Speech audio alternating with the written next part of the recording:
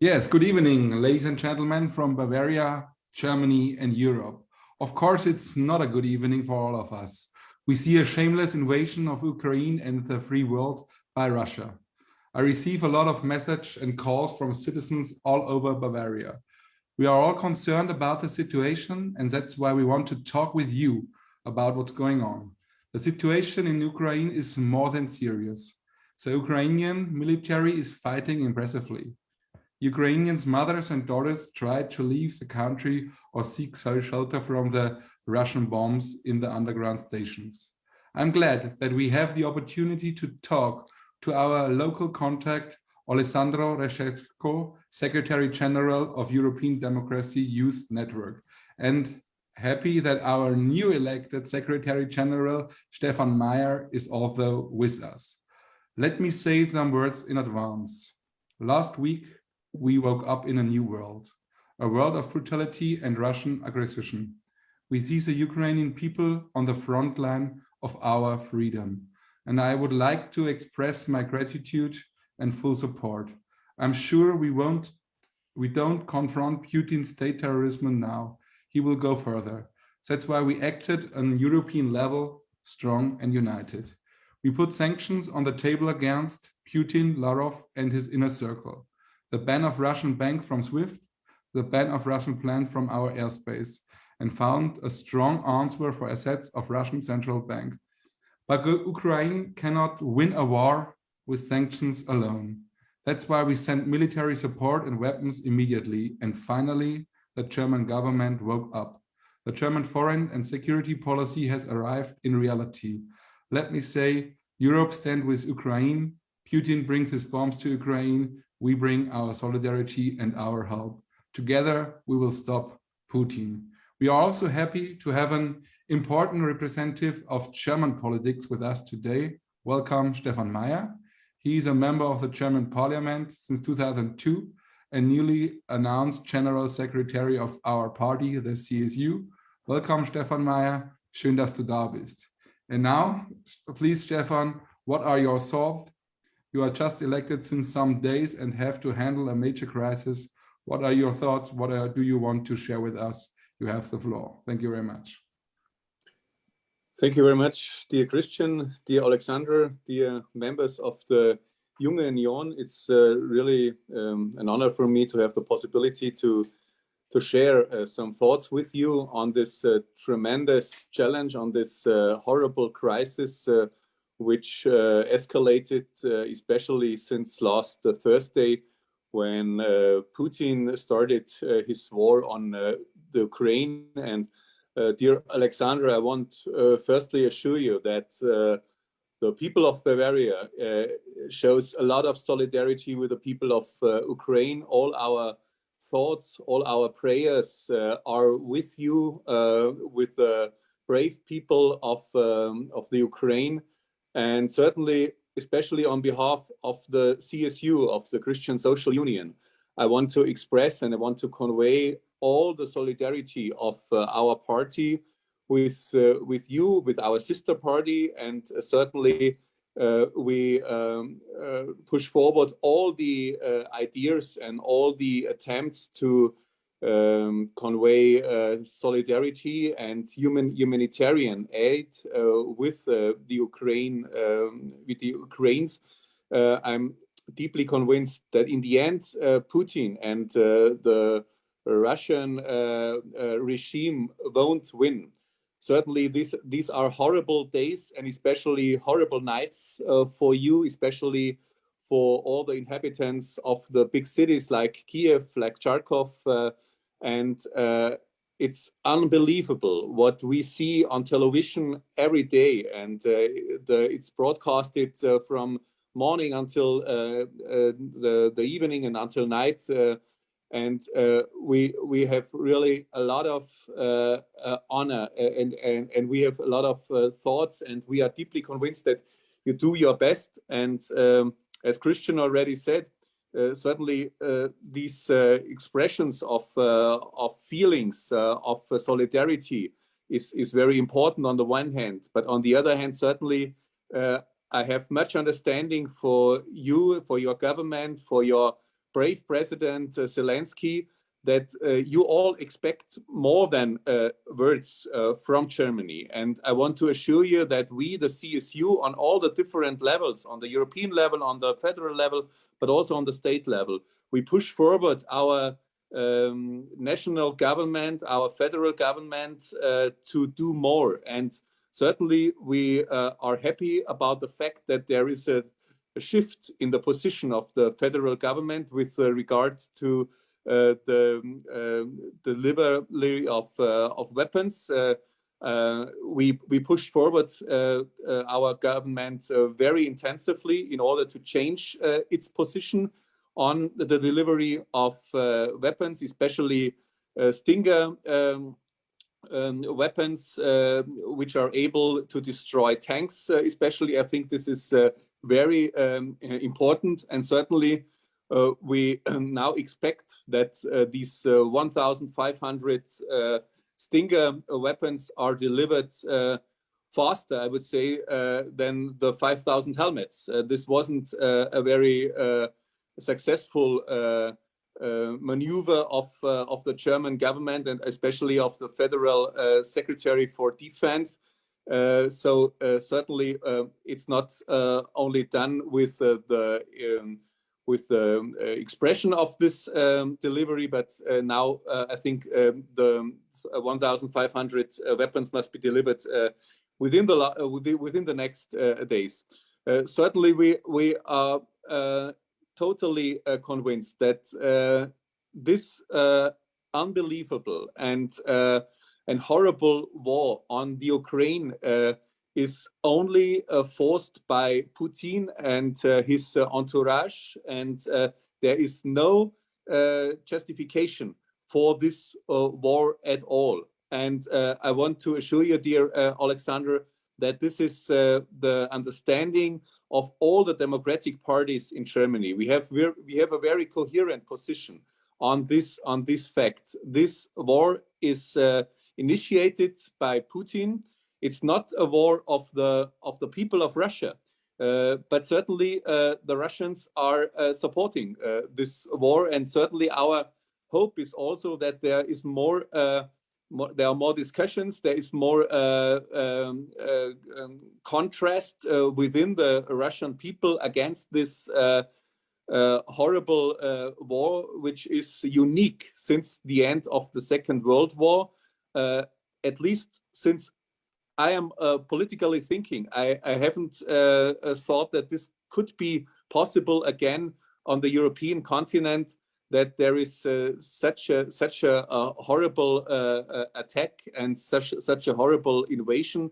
And certainly all our thoughts, especially with the casualties within the military of the Ukraine, but also certainly with all the civil deaths which are already caused, especially in Kharkiv, but also in Kiev. And certainly we prepare ourselves now for the acceptance of refugees from the Ukraine. I want also to assure you, dear Oleksandr, that we are very open to accommodate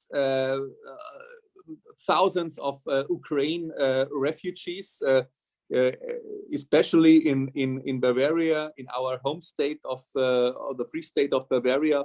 All the preparations are already pushed forward and prepared and proceeded in order to receive refugees from the Ukraine. It's certainly understandable that not all the refugees can stay in Poland and in Romania or in Hungary. So we are open within the European Union to distribute Ukraine refugees, and certainly we will take our share as well. We know that you have to take a horrible burden now. The people of Ukraine is really suffering under this brutal war and this brutal invasion. And certainly we also are very much convinced that it's very important to strengthen our military, to strengthen our Bundeswehr, and to deploy more soldiers of the Bundeswehr, especially in the Baltic states. So we will enhance and increase the number of soldiers of the Bundeswehr, especially in Lithuania now, by 350 in total. Our commitment within the first response team of the NATO is 14,500. So we are very open, and especially the CSU as the party which promoted the Bundeswehr always, also in the past, not only now, is very open for deploying more soldiers of the Bundeswehr in Poland, but especially, as I said, in the Baltic countries. So, dear Oleksandr, it's really outstanding what the people of Ukraine now delivers as a hard response on the Russian invasion. And deterrence is very important. Certainly, the one hand is deterrence, and the one hand is defense against this not justified and brutal invasion. On the other hand, certainly, we must also be still open for a dialogue with the Putin regime. I know that first negotiations took part today at the Belarus-Ukraine border, and now the negotiations stopped. And certainly, beneath strengthening the deterrence and fostering the ties between our two countries and between the country of the Ukraine and the European Union, it's also important to enable the possibility to talk to the Putin regime in order to stop this horrible war immediately. So I want to just end with the offer that we are very open for any support, and I'm also convinced that this announcement of the federal government to deliver in total 1,500 Stinger rockets must not be the end. I think this is the beginning of military support of the Ukraine, but it's not the end of our military support. So we are also very open for enhancing and increasing the number, at least the CSU, for military support. Thank you very much for your attendance. Thank you so much, thank you, Meyer and Christian, for inviting me, for your kind words, and most importantly for your clear positions and decisions which the German government and your party and Union is now doing. We appreciate all your support a lot with these street actions that you all are doing in Berlin and other cities of Germany. We really highly appreciate weapons because it's now super important for Ukraine, for our soldiers, for people from other youth organizations who are also now in the front line, for our civilians who are now suffering. My morning started at 5 a.m. Then Russia started to bomb Kiev. I just left my house with only with my passport, and now I'm not able to go home even to change my clothes or something. And this is like reality of millions of Ukrainians. But Putin didn't expect that Ukraine will be so strong. He expected that he will enter Ukraine and everything will end in 2 days. He started to bomb our military stations, but they were prepared. And now he sees that it's not possible to intervene in Ukraine. And today we have an official information from the government, from the Minister of Defense, that already 5,300 Russians died in Ukraine.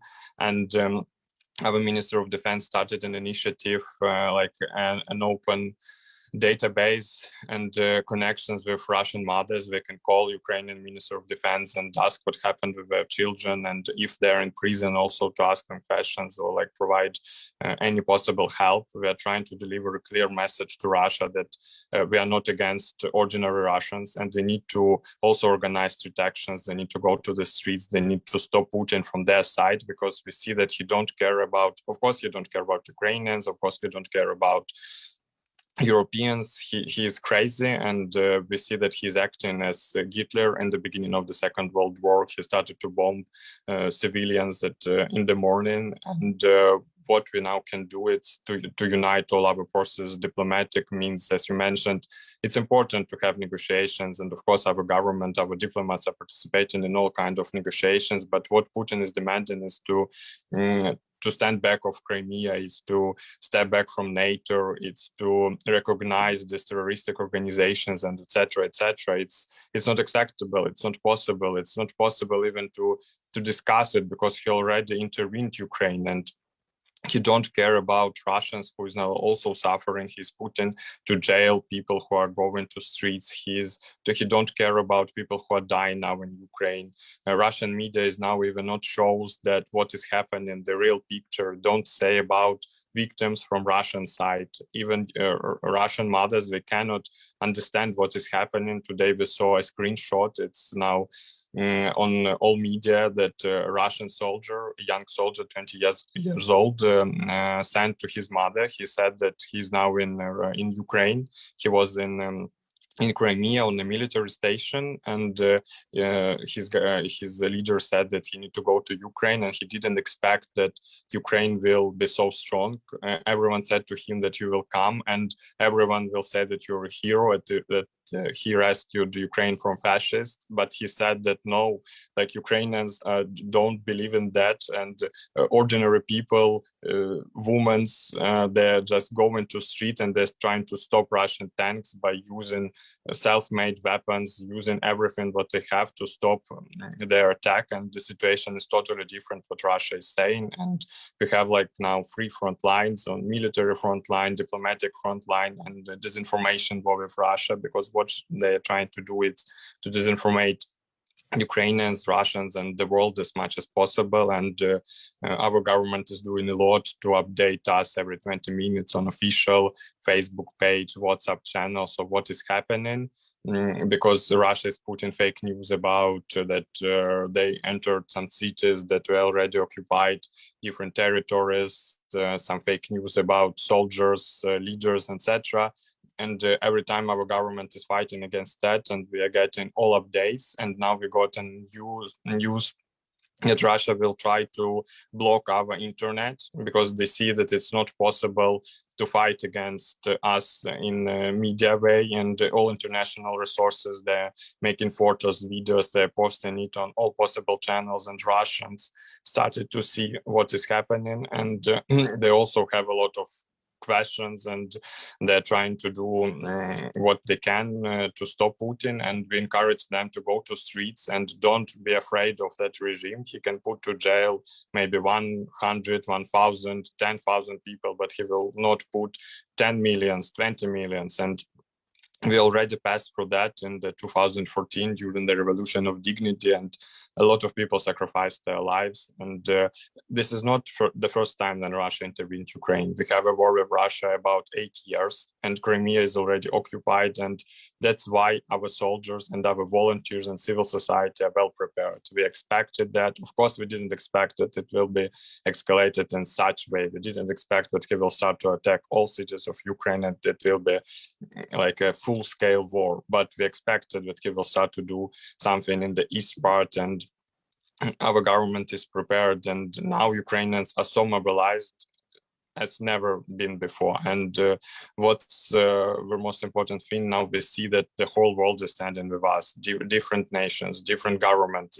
This is the first time in the EU history that the EU agreed to deliver weapons to another country, that giving money us to buy weapons and even planes. And it's crucial, important. But what is now, what we need more, we also had a call with Union yesterday and with our YEP friends to help us to deliver weapons to ordinary, not even weapons, but protection costumes to other members, to ordinary young people who are now protecting their cities in Kharkiv and Kiev, especially in Kherson. It's close to Crimea, and Russia has a big military station there, and they're trying to send their troops through Crimea. And ordinary guys, we have a very, it's a very sad story. Then a 25 years old boy, man, his name Vitaly Shekun, he sacrificed his life, and he destroyed the bridge to stop Russian tanks, and he sacrificed his life to do that. And many people are doing now the same. They're ready to protect their homes, their country, no matter what. And we will not leave Ukraine. We will do what we can do in all possible ways. And what we're asking to stand with Ukraine, to use all possible diplomatic and most important, the military things to stop Russia and to show that it's not possible to intervene in another country. And he already realized that. He see that his plan is ruined. And today he also said about the nuclear weapon, that he can use nuclear weapon, and that's the most terrific thing. And 1 week ago, I also didn't believe in that if I heard that, but now I don't know. He's unpredictable and he's uncontrolled, and maybe sanctions and all diplomatic things can stop him. I understand that he don't care about sanctions, and because he don't care about Russians, he don't care about his nation, he don't care about the future of his country. But I believe that people who are around him, businessmen, powerful people, they care, and now they see that they're losing money, that they're losing connections, and the whole world see what they're doing, and maybe they will also try to stop him, as the surrounding of Hitler tried to do with him in the end of the Second World War. So maybe this also will happen. And if Russians, ordinary Russians, will come to streets and protest and sanctions, and if Putin will see that Ukraine is strong, and he already realized that, it's not so easy. So together we will resist, and we will stop it. So now we are fighting on all possible lines, and we are in touch with all our partners, and we are super grateful for your support, and we will continue our fight in all possible ways.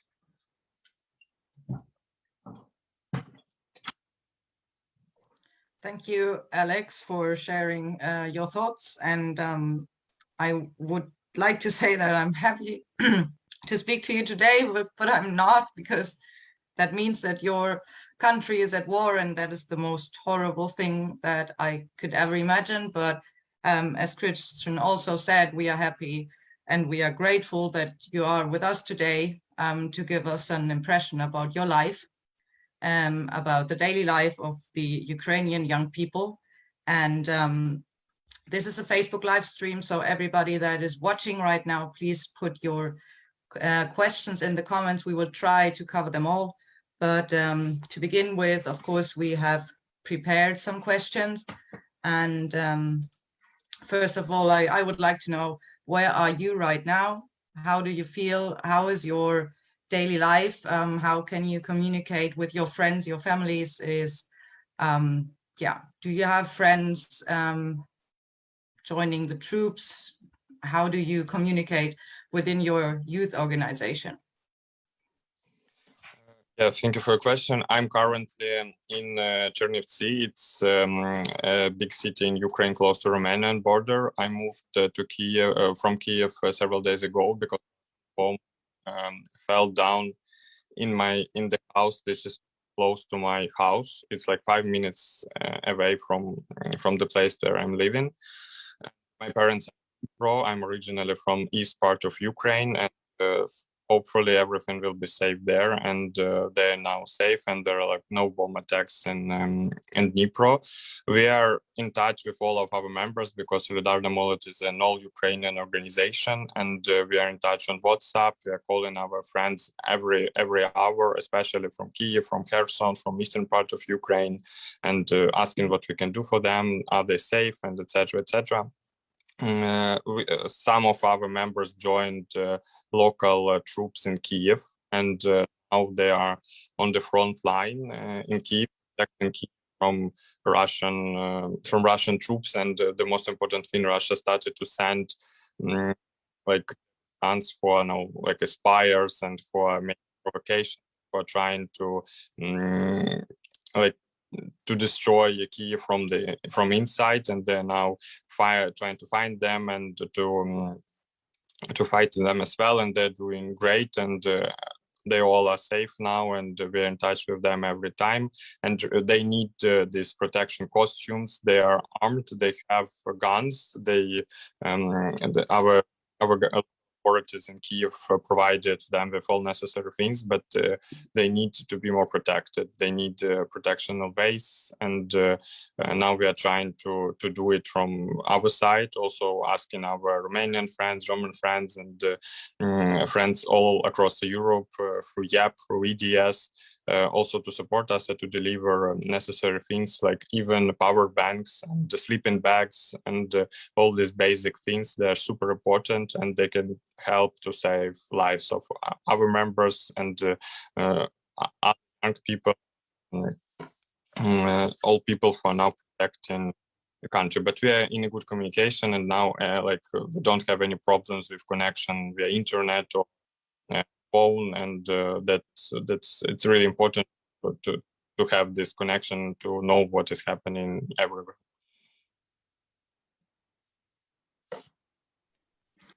Thank you. So we have a first question in the chat, but I think it's more or less covered by what you said. The question is, how can we as private individuals from Germany currently help you the most? Donations of things and money, offering private accommodation, participation in peace rallies, but what else?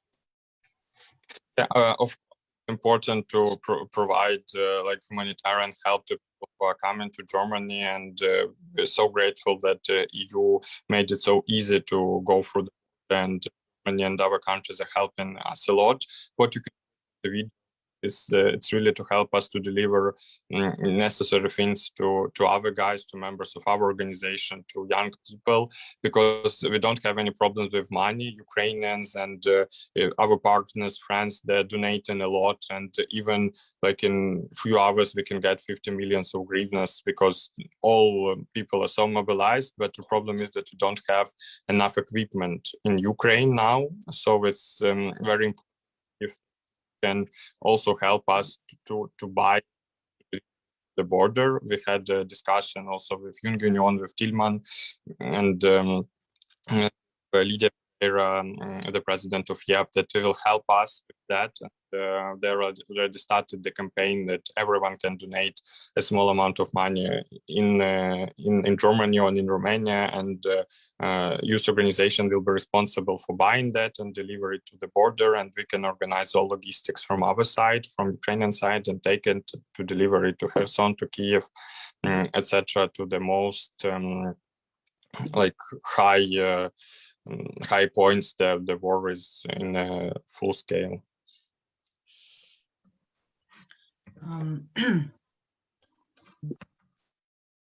I will move on to another question, which is really more about what you, how you think the world will develop after the war, because that, I think, as young people, we need to look forward always. So once the war is over, once you defeated the Russian troops, how do you think your future will be impacted by the war? Like, of course, now, you know, of course, we expect the best scenario. That how do you think that? And we need to rebuild the country, because like now our infrastructure is totally destroyed, and hundreds, thousands of Ukrainians are temporarily displaced, and they move to Europe, to other countries, to other cities of Ukraine. Of course, we need to get them back. We need to rebuild infrastructure, and most importantly, we need to transform society. And now we see a lot of changes. Like, our infrastructure is destroyed, but what Putin did, he helped us to realize that we all are Ukrainians. We are so united despite of all political agreements or other disconnections. Now we are as one nation, and we're as strong as we never been before. And I guess Putin don't realize that, but he made us as strong as possible. And without him, we maybe should take 100 years to be on that place. I mean, in mentality level, in understanding of what is our country, what is our identity, for what we are fighting, and that we all are together no matter what. is, like, I can say, the good thing which will help us to rebuild the economy, to rebuild the infrastructure. Of course, we will need a lot of support from states, like economical support to start our factories working, to establish new systems of and new transportation systems, etc., etc., etc., to rebuild all destroyed buildings and infrastructures. But I'm sure that we will manage it, and I'm sure that Ukrainians will return and have a lot of work all together, and also diplomats high important in the country, you know, to work on European integration, to finally complete all the reforms that started. And I'm sure that the situation is for in terms of mentality, and that's the most important thing. We are so united now, and all other things are possible. They are so possible if people are on the same page, and we are on the same page as we never been before. And I hope that we also will start a procedure of being a member of European Union, at least getting a status as a candidate to be a member of European Union. And we will also work on that closely for all people who are involved in that. It's great to hear that you say that you become stronger every day because you're so united, and I think that we all appreciate this, and we admire you for this, because obviously we didn't expect something like this, and yeah, so your reaction is very brave, and everybody is kind of surprised that you're holding on, and your defense is really strong against the Russians. How do you feel about your personal future? So I imagine that you had plans for this year, that you had plans for February and March, and that you wanted to, I don't know, are you a student at the university, or what is your job? No, like I already finished. I already finished my my studies. I'm working now. I worked in the party office of European Solidarity in Kiev. I'm the vice president of Solidarna Molodь, the youth organization of European Solidarity Party. And yeah, of course, I had a lot of plans, and we. Like in 2 weeks, I used to go to Brussels for some diplomatic meetings, and we are launching like many projects, programs, educational trips, and yeah, unfortunately, all our plans are ruined, and we don't care about that now.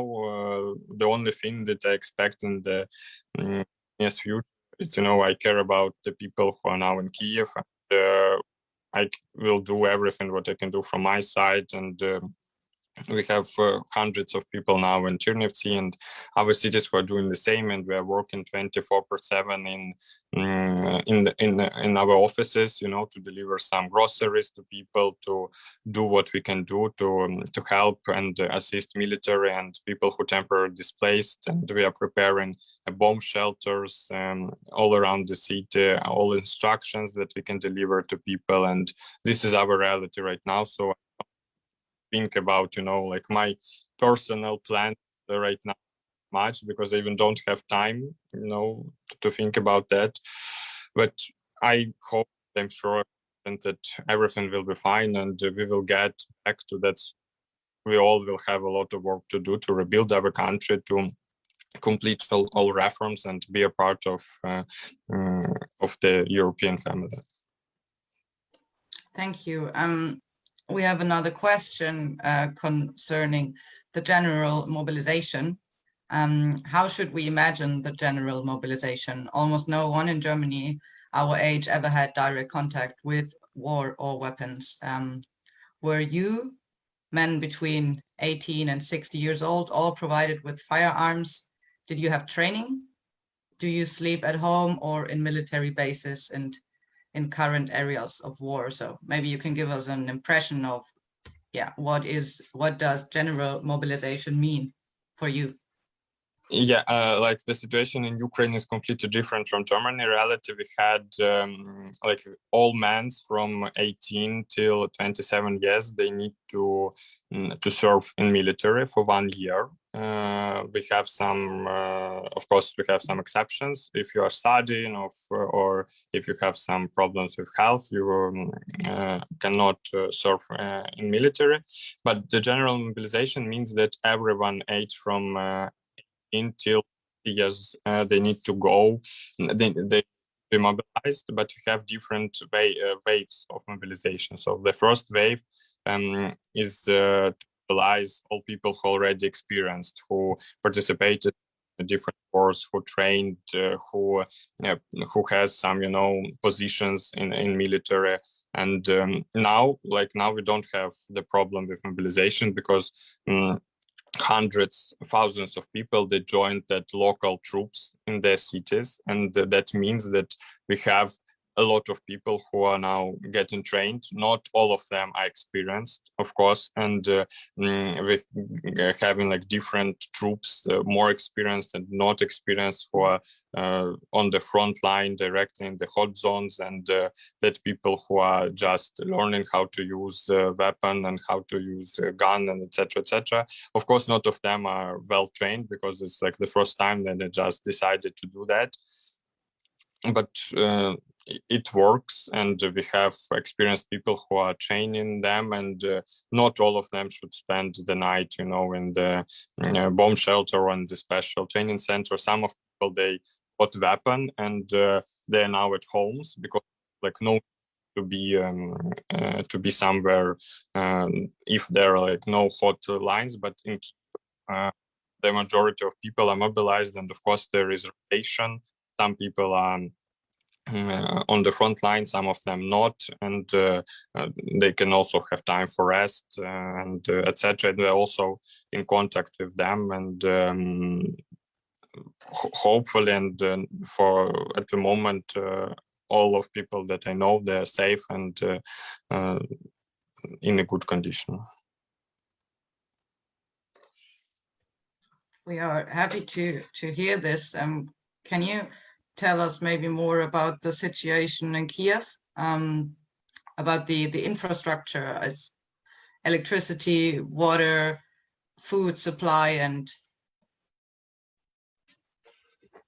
yes, the situation in Kiev is really horrible. Russia destroyed all systems and roads near Kiev, and it's not possible to leave Kiev or enter Kiev. There are like some special ways for something very urgent situation. But now all people who haven't left yet, they're now staying in Kiev, in bomb shelters, in subway stations, in different offices. As I mentioned, like 2 days ago, Russian bomb fell directly in the house, which is 5 minutes from my home.